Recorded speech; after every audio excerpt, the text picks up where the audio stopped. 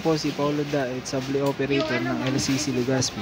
Nag-run po yung machine ng 6 days na may total of 16 meters.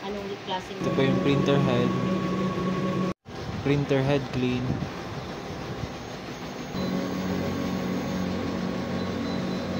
Punas ng capping after head clean.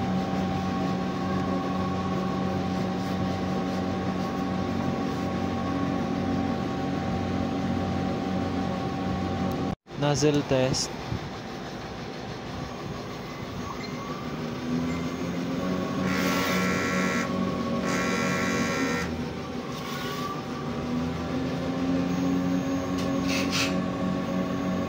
Ink system ay tama lang.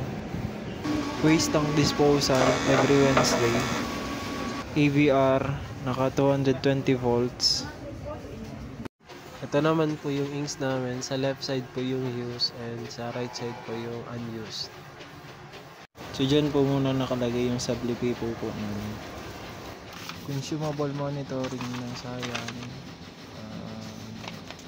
Magenta, yellow, black, and yung subli paper po. Subli daily output monitoring. And Subli printer daily checklist.